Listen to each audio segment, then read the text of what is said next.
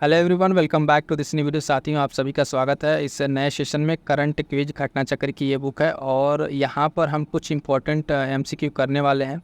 उत्तर प्रदेश विशेष भी इसमें शामिल होगा और ये सारे के सारे एमसीक्यू फॉर्म में होंगे। तो साथियों, सबसे पहले मैं ये जानना चाहूँगा, आप लोग कमेंट करके ज़रूर बताइएगा कि इसमें आपको जो है इस पर कंप्लीट वीडियो आनी चाहिए कि नहीं। ठीक है, इसमें बहुत सारे हैं, सारे के सारे अलग अलग सेगमेंट हैं, लेकिन यहाँ पर इस वीडियो में हम आपको ठीक है कुछ इंपॉर्टेंट प्रश्न हर एक टॉपिक से 2-3 टॉपिक से लेंगे और इंपॉर्टेंट प्रश्न आपको दिखाएंगे किस तरीके से यहाँ पे एक्सप्लेनेशन और एमसीक्यू बनता है। वो सारे के सारे हैं, ठीक है। और ये आपको कराया जाएंगे, आपके एग्ज़ाम के लिए बहुत ही इंपॉर्टेंट है। और बता दें कि जो साथी अभी एग्ज़ाम को लेके परेशान है, ठीक है, एग्ज़ाम को लेके आप लोग परेशान है कौन सा होगा कौन सा नहीं, तो इतना जानिए RO का डेट आपका अभी तय है, ठीक है। RO उस पर ध्यान दीजिए, ठीक है। पीसीएस का जब तक अपडेट नहीं क्लियर हो जाता है कुछ, तब तक उसके लिए थोड़ा सा असमंजस की स्थिति बनी हुई है। बाकी अपनी पढ़ाई को इस हिसाब से बैलेंस करके चलाइए कि अगर आपको RO देना तो भी हो जाए, क्योंकि पीसीएस देना तो भी हो जाए। बैलेंस बना के पढ़ाई कर दीजिए, अफवाहों पे ध्यान ना दीजिए कब क्या होगा क्या नहीं। पढ़ाई आपकी नहीं रुकनी चाहिए, टारगेट लीजिए और डेली बेसिस पर अपने टारगेट को कंप्लीट कीजिए। और बता दें साथियों कि टेलीग्राम पे आप सभी के लिए प्रैक्टिस बैच चल रही है, ठीक है। प्रैक्टिस बैच है ना, उससे ज्वाइन कीजिए और अपनी तैयारी को जांचिए कि आपको कितना तैयार है। करंट अफेयर आपने बहुत पढ़ लिया होगा, करंट अफेयर के क्विज लगा के देखिए कितने क्वेश्चन सही हो रहे हैं। स्टैटिक जो PYQ उसके लगाइए, फटाफट से जुड़ जाइए। हाल फिलहाल में RO के नए बैच स्टार्ट हुए हैं, तो जुड़ जाइएगा। और फिर से एक बार कह दूंगा कि कमेंट करके जरूर आप लोग बताइएगा कि इसी सीरीज़ में इसको कंप्लीट कराना है कि नहीं। बहुत इंपॉर्टेंट सेशन है, कंप्लीट देखिएगा, आपको देखने के बाद समझ में आ जाएगा हर टॉपिक से किस तरीके के क्वेश्चन, कुछ इंपॉर्टेंट क्वेश्चन है एक्सप्लेनेशन के साथ है। तो बने रहेगा वीडियो में। स्टार्ट करते हैं आज के सेशन को। राष्ट्रीय परिदृश्य, ठीक है, इसके से रिलेटेड कौन कौन से इंपॉर्टेंट क्वेश्चन यहाँ पे बन रहे हैं। तो पहला क्वेश्चन देखेंगे और क्वेश्चन का एक्सप्लेनेशन भी साथ में है, तो ध्यान से पढ़िएगा क्वेश्चन, ठीक है। और इसके साथ साथ एक्सप्लेनेशन भी, सारा का सारा आपको करंट अफेयर में पढ़ा दिया गया। अब यहाँ पे आपको प्रैक्टिस कराई जा रही है। पहला प्रश्न कह रहे हैं यहाँ पे कि एक राष्ट्र एक चुनाव से संबंधित जो उच्च स्तरीय समिति बनी थी, उस संबंध में कुछ कथन दिए हैं, विचार करना है। तो पहला पॉइंट कह रहा है कि देश में 2 चरण में चुनाव होंगे। ये एक इस कमेटी के बारे में सुझाव थे, इस कमेटी ने दिया था, तो बिल्कुल सही है। प्रत्येक चरण में जो पहला चरण है उसमें कह रहा है कि लोकसभा और विधानसभा का चुनाव कराना है, ये भी सही है। दूसरा चरण कह रहा है कि दूसरे चरण में आम चुनाव को संपन्न होने के 100 दिन के भीतर ही स्थानीय जो निकाय का चुनाव है उसको कराना है, ये भी सही है। और सभी चुनावों के लिए एक समान मतदाता सूची होगी, ये भी सही है। तो ऑप्शन अगर आप देखेंगे साथियों, ऑप्शन की अगर हम बात करेंगे तो ऑप्शन वही 1, 2, 3, ठीक है, 1, 3, 4 और तो 1, 2, 4 उपयुक्त सभी हमारा सही है। राइट आंसर डी हो जाएगा। यानी अगर हम बात करें एक राष्ट्र एक चुनाव से संबंधित, तो ये चारों के चारों स्टेटमेंट सही है, ठीक है। तो इस तरीके से प्रश्न आपके एग्जाम में बनेंगे और बन सकते हैं, तो ध्यान रखिएगा चारों के चारों यहाँ पे स्टेटमेंट सही है। और बात करेंगे इसके एक्सप्लेनेशन की, तो एक्सप्लेनेशन में देखिएगा एक राष्ट्र एक चुनाव संबंधित उच्च स्तरीय जो समिति उसकी सिफारिशों के बारे में कुछ अन्य इंपॉर्टेंट पॉइंट्स को देखिएगा जो अपकमिंग एग्जाम्स के लिए इंपॉर्टेंट होंगे। पहला कह रहा है कि मंजूरी इसको दी गई, तो ये देखिएगा केंद्रीय मंत्रिमंडल द्वारा 18 सितंबर को हाल फिलहाल में इसको मंजूरी दे दी गई है। और उच्च स्तरीय जो समिति थी इसकी कुछ प्रमुख सिफारिशें थी, वो चारों सिफारिशों को हमने क्या किया, यहाँ पर 1 बाय 1 करके आपके ये चारों स्टेटमेंट वाले चारों उसके सिफारिश ही हैं, ठीक है। तो यहाँ से चारों स्टेटमेंट आपको क्लियर हो गया। अन्य बातों में देखेंगे इस समिति के बारे में कि एक राष्ट्र एक चुनाव के संबंध में जो समिति बनी थी, इसके लिए जो सूचना जारी हुई थी 2 सितंबर 2023 को, ठीक है। और ये किस लिए था, तो लोकसभा, राज्य विधानसभाओं के लिए, नगर पालिकाओं और पंचायतों को चुनाव एक साथ कराने के लिए उस पर क्या कमेटी की रिकमेंडेशन थी उसके बारे में। एक अन्य इंपॉर्टेंट पॉइंट यहाँ पर है कि इस समिति के अध्यक्ष कौन थे, तो रामनाथ कोविंद, ये करंट हमने देखा था, ये भारत के पूर्व राष्ट्रपति रहे हैं और ये इस समिति क्या थे, अध्यक्ष थे।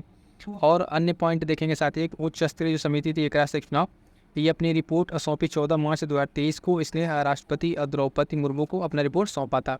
क्लियर है, आगे बढ़ेंगे और इससे संबंधित कुछ स्टैटिक पॉइंट देख लेंगे। यहीं पर स्टैटिक पॉइंट का भी रिवीजन हो जाएगा। तो कह रहा है कि भारत के वर्तमान में मुख्य निर्वाचन आयुक्त कौन है, तो साथियों ध्यान दीजिएगा राजीव कुमार मुख्य निर्वाचन आयुक्त हैं। और भारत में प्रथम आम चुनाव कब हुआ था, तो 1951-52 में पहला चुनाव हुआ था। प्रथम मुख्य चुनाव आयुक्त कौन थे, तो सुकुमार सेन थे, 1950 से दिसंबर 1958 तक ये थे। ये सारे स्टैटिक पॉइंट है, यहाँ पर रिवीजन कीजिए।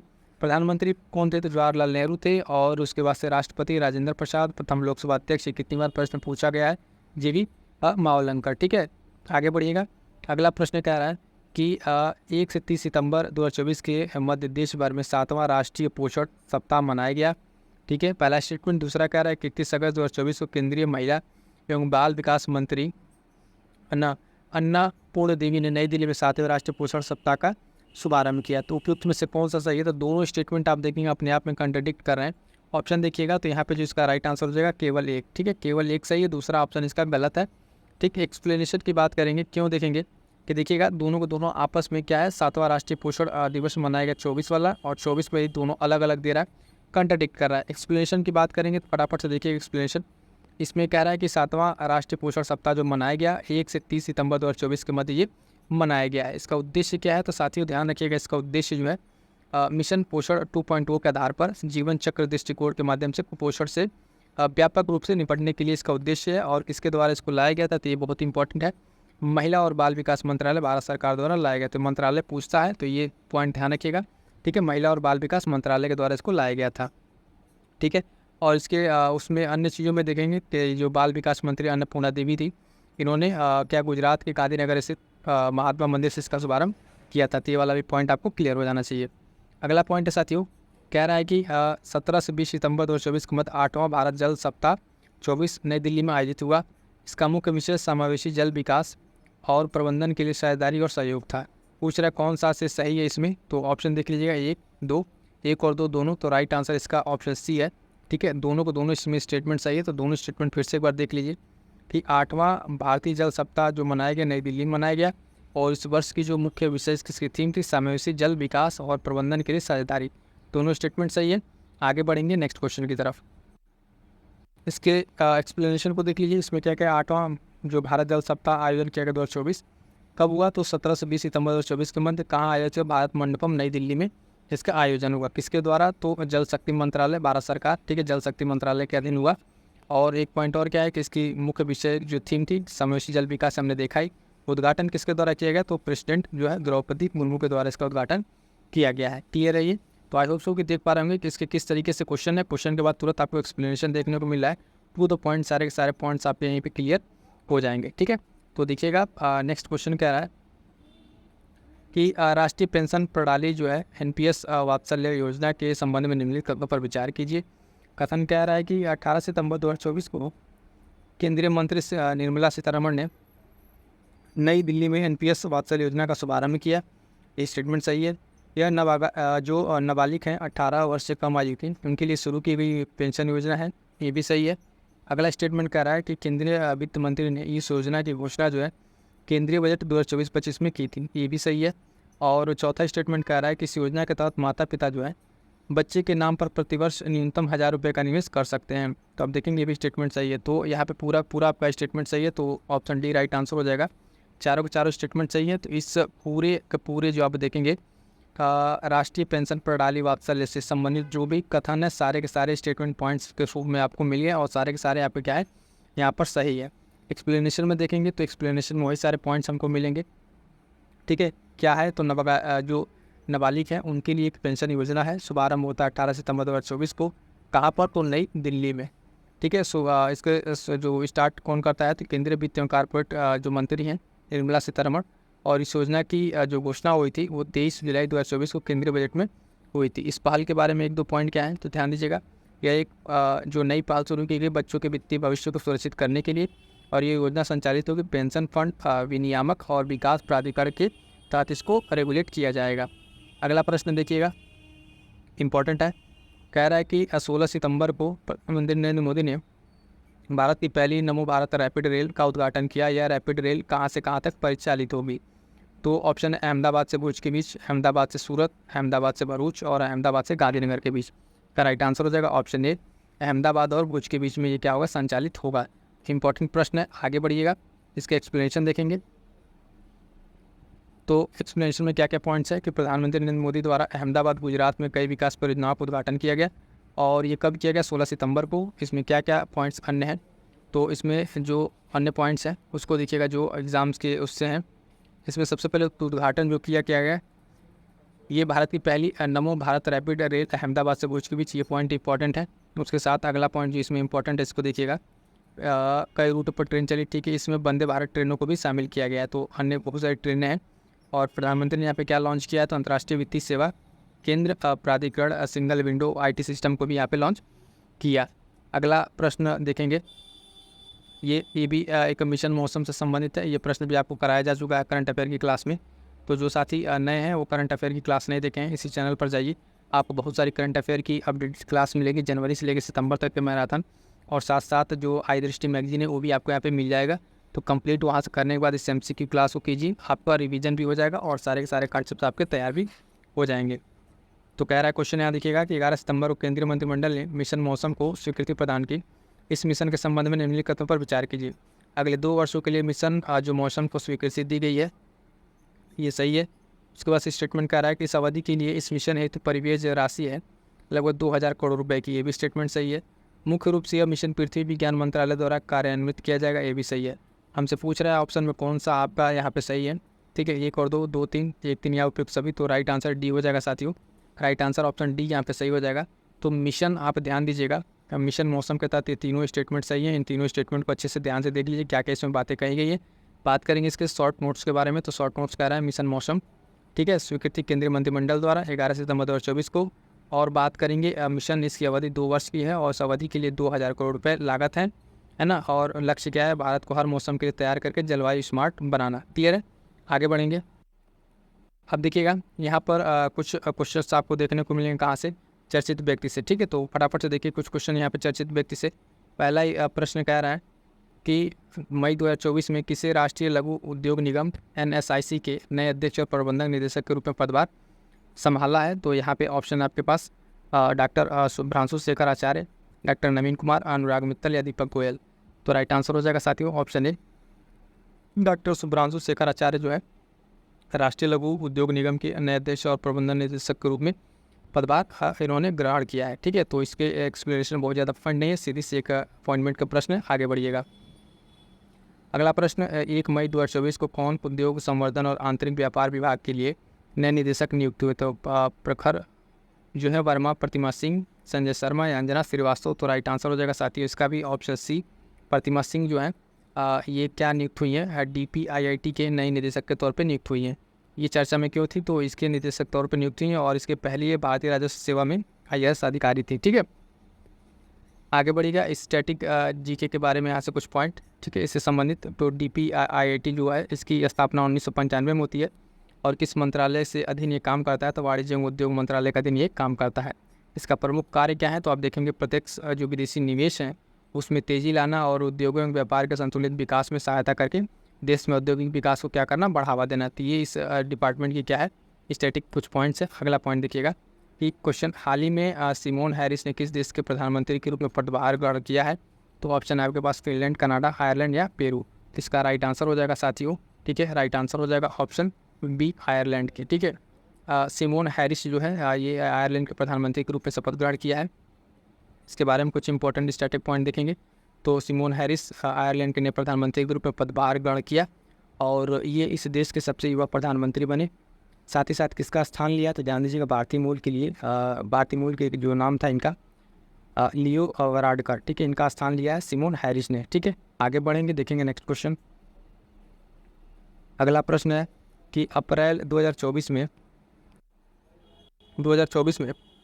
शेख अहमद अब्दुल्ला जो है अल शबा किस देश के प्रधानमंत्री नियुक्त हुए।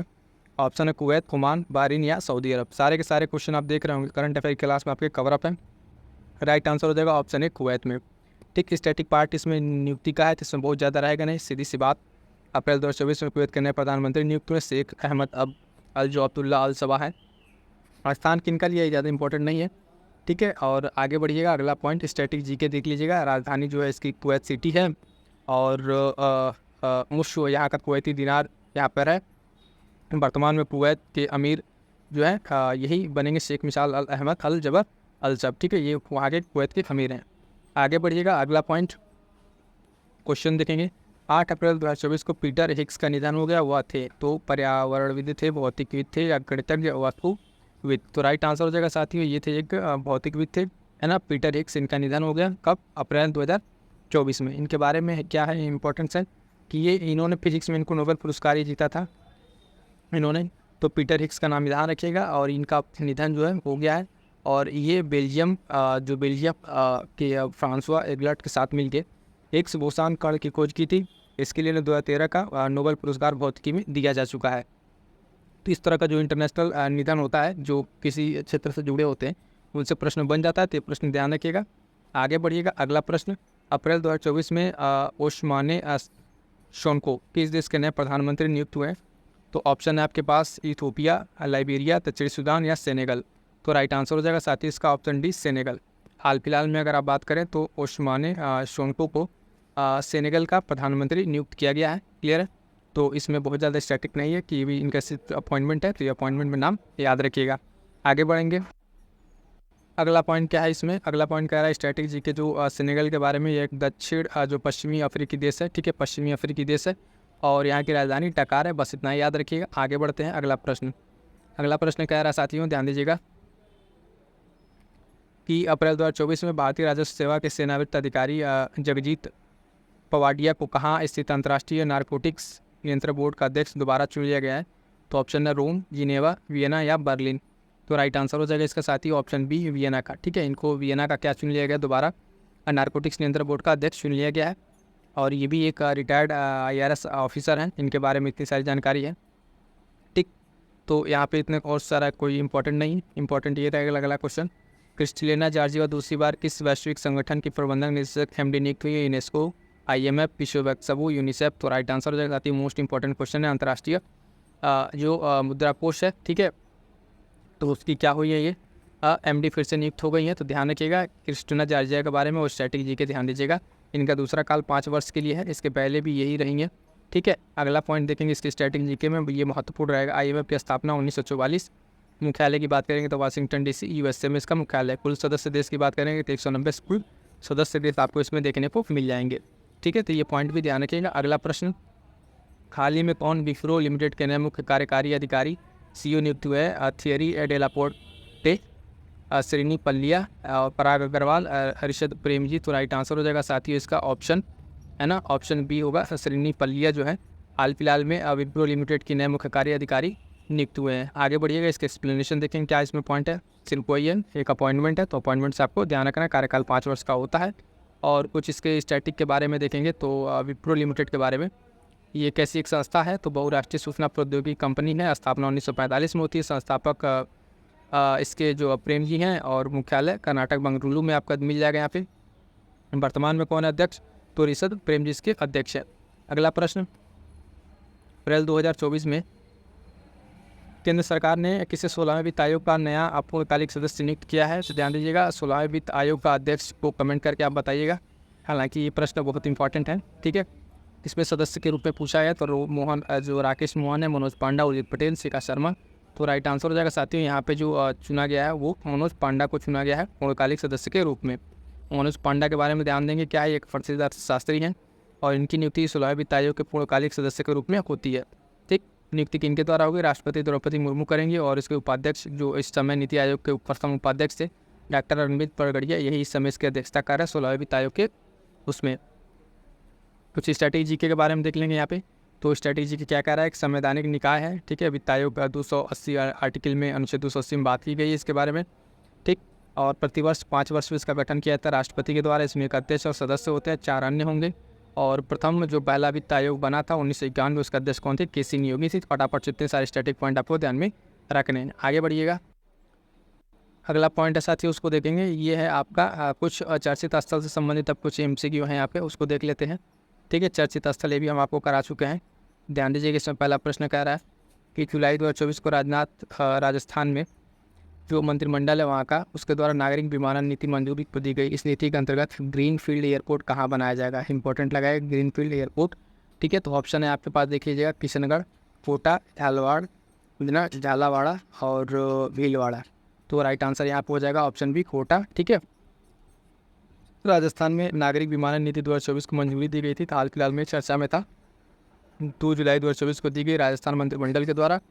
और इसके अंतर्गत एक ये इंपॉर्टेंट चीज़ किया गया कि अंतर्गत फ्लाइंग स्कूल खोले जाएंगे किशनगढ़, है ना, झालावाड़ और भीलवाड़ा में, ठीक है। तो ये इंपॉर्टेंट पॉइंट, इसको ध्यान दीजिएगा। और ये जो इंपॉर्टेंट पॉइंट आपका है, ग्रीनफील्ड एयरपोर्ट कहाँ बनाया जाएगा? तो कोटा में बनाया जाएगा। ध्यान दीजिएगा, जो एयरो सिटी बनाई जाएगी वो कहाँ पे? जयपुर में। ये 2 मोस्ट इंपॉर्टेंट पॉइंट्स है जो आपके लिए परीक्षा के दृष्टि से इंपॉर्टेंट होंगे, ध्यान दीजिएगा। आगे बढ़ेंगे, देखेंगे नेक्स्ट पॉइंट। कह रहा है कि जून 2024 में मध्य रेलवे द्वारा स्थापित भारतीय रेलवे के लिए पहले फ्लोटिंग सौर संयंत्र के संबंध में निम्नलिखित कथनों पर विचार कीजिए। मध्य रेलवे द्वारा फ्लोटिंग और संयंत्र पश्चिमी घाट स्थित इगतपुरी झील में स्थापित किया गया है। ठीक है, इगतपुरी झील में स्थापित किया गया और इसे सौर संयंत्र की क्षमता 12.5 मेगावाट है। तो इसका जो ऑप्शन है पहला सही है, दूसरा गलत है। हमसे पूछ क्या रहा है, पूछ रहा है कौन सा इसमें सही है, तो सही बताना, तो ऑप्शन ए राइट आंसर हो जाएगा। इसके बारे में देखते हैं क्यों गलत है। तो देखिएगा एक्सप्लेनेशन इसका। मध्य रेलवे द्वारा पहली बार जो है फ्लोटिंग तैरता हुआ सौर संयंत्र की स्थापना की गई जून 2024 में।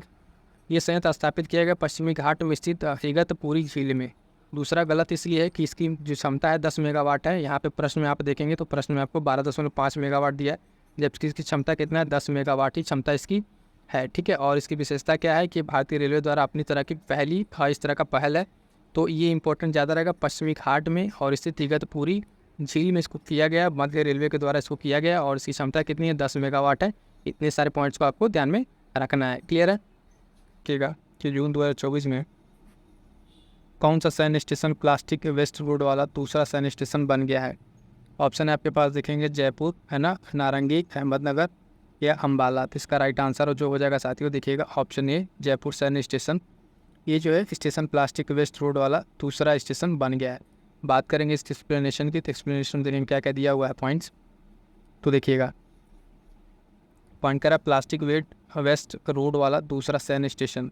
ठीक है, इसमें कह रहा है कि ये बन गया जयपुर सैन्य स्टेशन, उद्घाटन हुआ 26 जून 2024 को। और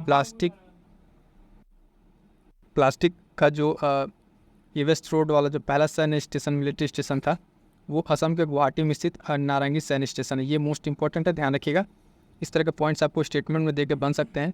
पहला स्टेशन भी ध्यान रखिएगा, असम के गुवाहाटी में स्थित नारंगी सैन्य स्टेशन इस तरह का पहला स्टेशन है। और दूसरा आपका जयपुर सैन्य स्टेशन, यह बनाया गया था 2019 में, पहले वाले की बात हो रही है। अगला पॉइंट कह रहा है क्वेश्चन में कि जून 2024 में उल्लास नव भारत साक्षरता जो कार्यक्रम के तहत 97% से अधिक साक्षरता प्राप्त करने के दृष्टिगत से किस राज्य केंद्र शासित प्रदेश को पूर्ण कार्यशील जो साक्षरता प्राप्त करने वाली प्रशासनिक इकाई घोषित किया गया है। ऑप्शन है लद्दाख, पुदुचेरी, चंडीगढ़ या केरल। तो राइट आंसर हो जाएगा साथियों इसका option A Ladakh right answer हो जाएगा। ठीक है, इसके बारे में कुछ इंपॉर्टेंट पॉइंट देख लेते हैं।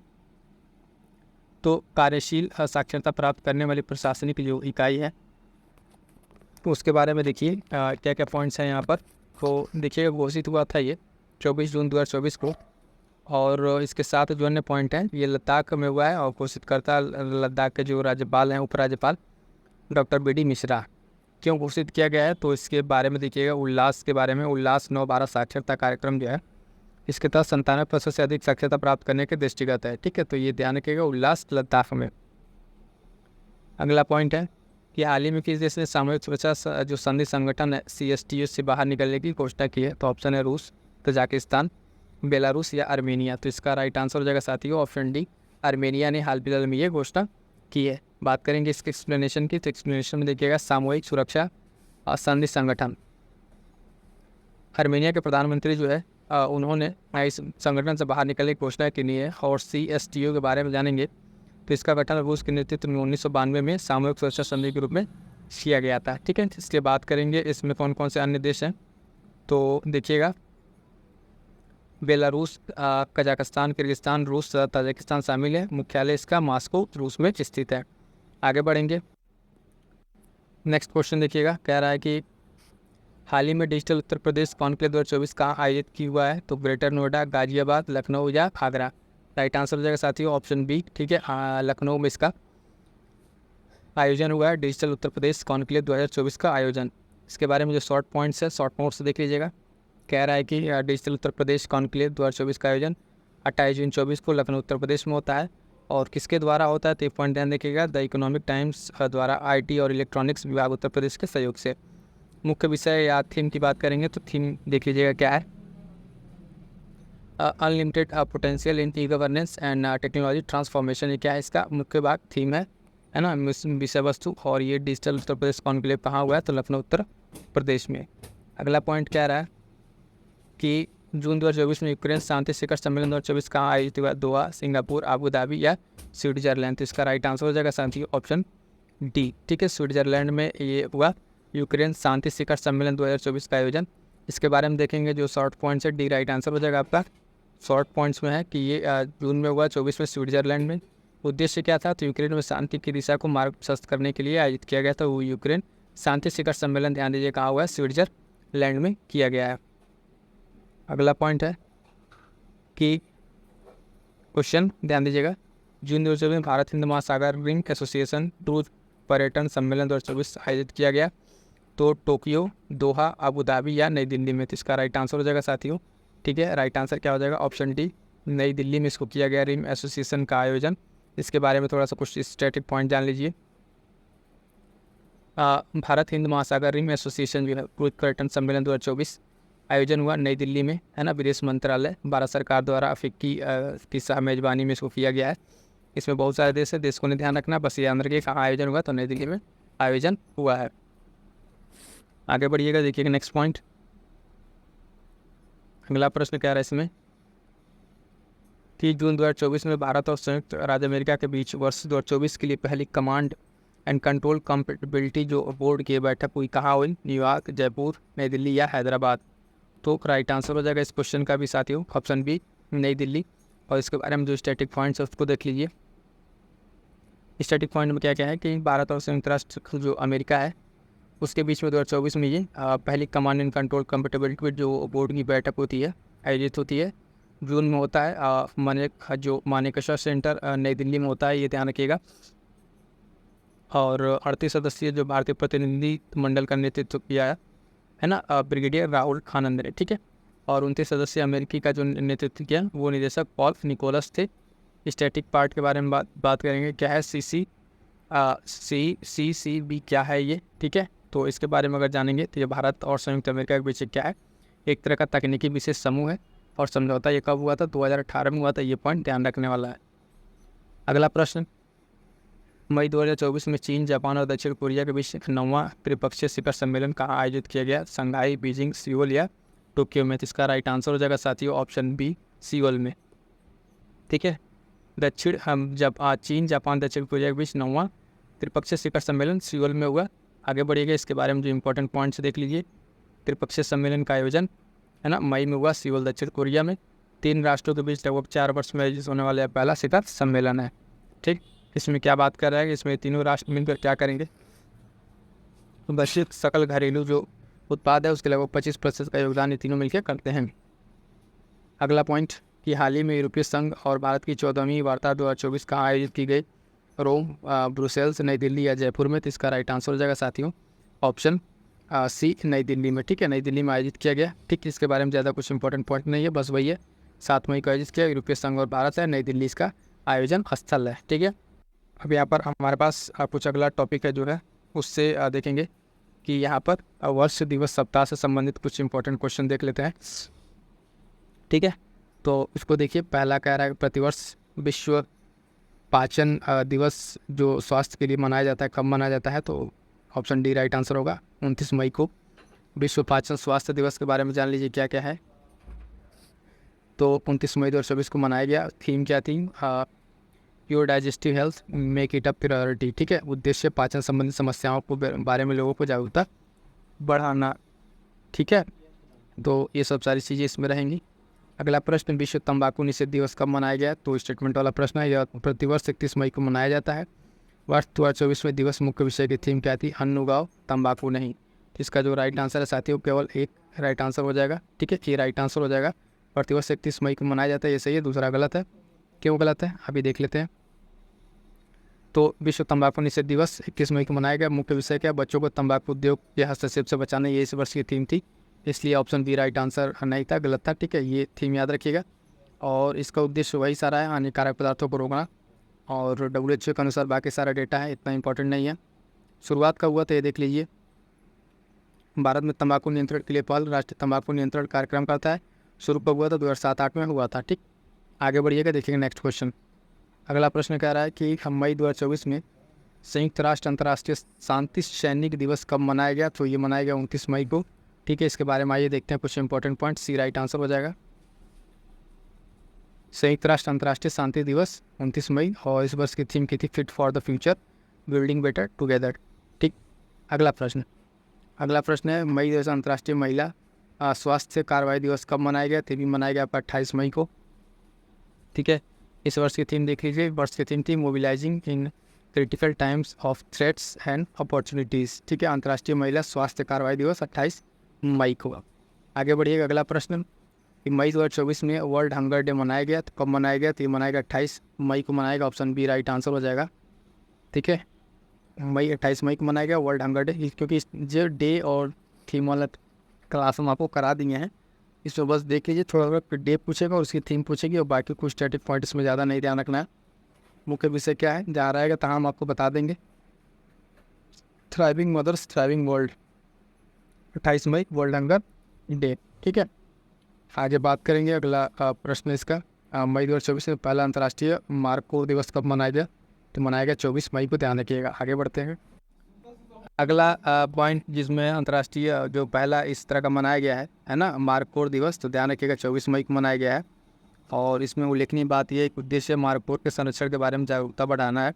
तो जान लीजिएगा कि मार्कोर होता क्या है, इसके बारे में स्टैटिक पॉइंट कुछ देख लीजिए। तो मार्कोर एक बकरी की प्रजाति है जो पाई जाती है, कहाँ पे लगभग इन सारे देशों में पाई जाती है, वो इंपॉर्टेंट नहीं, बस ये ध्यान रखिएगा मार्कोर क्या है, तो एक बकरी की प्रजाति है। ठीक है, और इसका यूसीएन स्टेटस क्या है ये देख लीजिए, क्या इसे संकटग्रस्त वाले में लिस्ट में शामिल किया गया है। और कहाँ का राष्ट्रीय पशु है? पाकिस्तान का। वाह, पाकिस्तान का, ये पाकिस्तान नल्ला पाकिस्तान का भी मिल गया को, क्या मार्कोर ही मिला था बनाने के लिए, क्या बात है। आगे बढ़ते हैं, देखते हैं नेक्स्ट प्रश्न।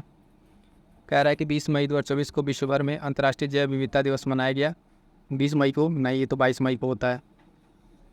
इस वर्ष का जो थीम था योजना का हिस्सा बने, तो बिल्कुल सही है, हमने आपको पढ़ा भी रखा है ये क्वेश्चन। ठीक है, तो इसका राइट आंसर सही पूछ रहा, सही हो जाए केवल 2, पहला गलत है क्योंकि 22 मई को होता है।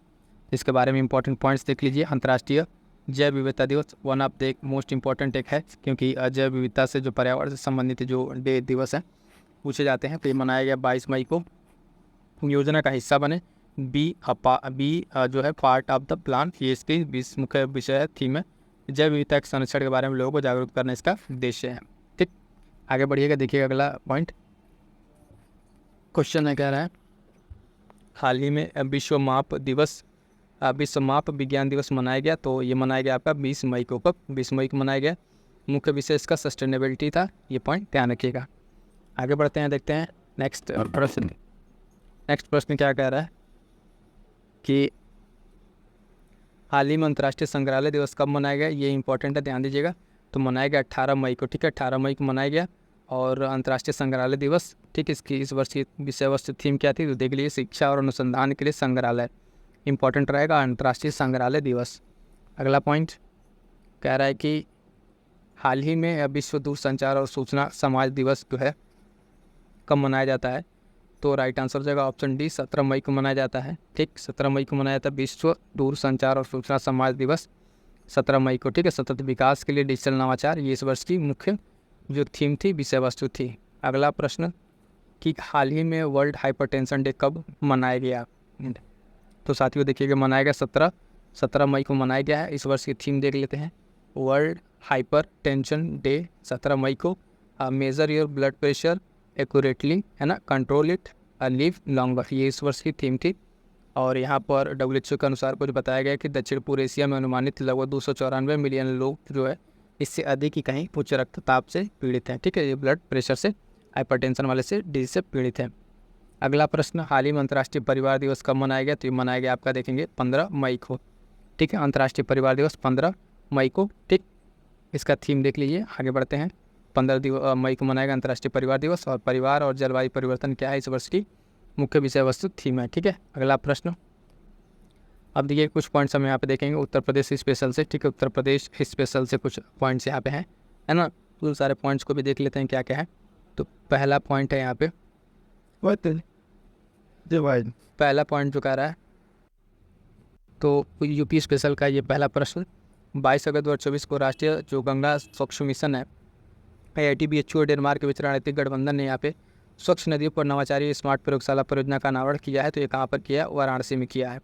ठीक है, ध्यान रखिएगा, वाराणसी में किया है। इसमें एक बारे में कुछ इंपॉर्टेंट पॉइंट्स, ये जो किया गया है स्वच्छ नदियों पर नवाचारी स्मार्ट प्रयोगशाला परियोजना वाराणसी में किया गया है ना। और इसमें कौन कौन है? डेनमार्क है, ये ध्यान रखिएगा, और IIT BHU है, और भारत सरकार, 3 लोग हैं इसमें। ये त्रिपक्षीय पहल है, इसको ध्यान रखिएगा। आगे बढ़ेंगे, अगला प्रश्न, 8 अगस्त 2024 को मुख्यमंत्री उत्तर प्रदेश जो है है ना, योगी आदित्यनाथ मुख्यमंत्री युवा उद्यमी विकास अभियान प्रारंभ करते हैं। इस अभियान के अंतर्गत प्रतिवर्ष कितने युवाओं को बैंक से ऋण दिलाकर वित्तीय अनुदान दिया जाएगा? तो लगभग 1 लाख। ठीक है, कितना? 1 लाख दिया जाएगा। क्लियर है? इसके बारे में थोड़ा सा देखिए। मुख्यमंत्री युवा उद्यमी विकास अभियान प्रारंभ करने का उत्तर प्रदेश सरकार के द्वारा कब? 8 अगस्त 2024 को। उद्देश्य क्या है? प्रदेश के अशिक्षित और प्रशिक्षित युवाओं को रोजगार के स्वरोजगार से जोड़ना। ठीक है, आगे देखेंगे। और इस योजना का प्रावधान जो है वित्तीय बजट 24-25 के मूल बजट में था। अभियान के अंतर्गत जो है प्रतिवर्ष 1 लाख युवाओं को बैंकों से ऋण दिलाकर अनुदान प्राप्त किया जाएगा। कि ये इंपॉर्टेंट पॉइंट रहेगा, ध्यान दीजिएगा। अगला प्रश्न है उत्तर प्रदेश विधेयक से। चलिए आगे बढ़ते हैं। इसको CPG से कॉपी ज़्यादा उसमें नहीं है। अगला प्रश्न ये देख लीजिए, ये इंपॉर्टेंट एक प्रश्न है। नियुक्ति से उत्तर प्रदेश के अगस्त वर्ष में कौन उत्तर प्रदेश राज्य पिछड़ा वर्ग आयोग के अध्यक्ष नियुक्त हुए? रामकृष्ण पटेल, सूर्यप्रकाश या राजेश वर्मा, सोहनलाल श्रीमाली। तो राइट आंसर हो जाएगा साथियों इसका ऑप्शन बी, राजेश शर्मा जो है हाल फिलहाल में उत्तर प्रदेश राज्य पिछड़ा आयोग के अध्यक्ष नियुक्त हुए हैं। उनके बारे में कुछ इंपॉर्टेंट जानेंगे। सीतापुर के पूर्व लोकसभा सदस्य रहे हैं। उत्तर प्रदेश सरकार द्वारा इन्हें राज्य पिछड़ा आयोग वर्ग के नए अध्यक्ष के रूप में नियुक्ति दी गई है। ठीक है, इनके अलावा 2 उपाध्यक्ष भी हैं और साथ ही 24 सदस्यीय जो आयोग में सदस्य भी नियुक्त हुए हैं। और एक अगला पॉइंट है NCR से संबंधित। ठीक है, SCR स्टेट कैपिटल रीजन से संबंधित। डायरेक्ट इसके स्टेटमेंट को, दोनों स्टेटमेंट यहाँ पे अपने आप में सही है। ठीक है, तो यहाँ पे 6 जिलों को शामिल किया गया SCR में, ये ध्यान रखना है।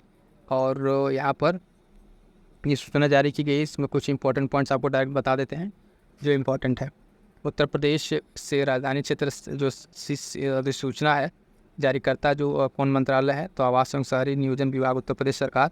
गठन होगा राष्ट्रीय राजधानी क्षेत्र NCR की तर्ज पर। कुल 6 जिले इसमें सम्मिलित हैं और इसमें कौन कौन से जिले हैं उसको ध्यान रखिएगा। तो लखनऊ का आपको देखेंगे, लखनऊ, हरदोई, सीतापुर, है ना, उन्नाव और रायबरेली, बाराबंकी, ये सब इसमें शामिल हैं। ठीक, और इस तरीके से इसके जो पूरे ऑपरेटिंग अध्यक्ष होंगे कौन होंगे? मुख्यमंत्री होंगे, उपाध्यक्ष राज्य के मुख्य सचिव होंगे। और अगला पॉइंट है मित्र वन से संबंधित। इसके बारे में स्टेटमेंट देख लेते हैं। स्टेटमेंट बहुत सारे हैं, सारे स्टेटमेंट अपने आप में सही है ना। और इसके डायरेक्ट हम आपको बता देते हैं क्या इसके सारे पॉइंट्स को। मित्र वन पहल को, ठीक है, मित्र वन पहल में क्या बताया गया है? संबंधित राज्य उत्तर प्रदेश शुरू करने की घोषणा 7 जुलाई। और याद रखें मित्र वन पहल कहाँ संबंधित है? उत्तर प्रदेश से संबंधित है। इसका जो टारगेट क्या है वो टारगेट देखिएगा,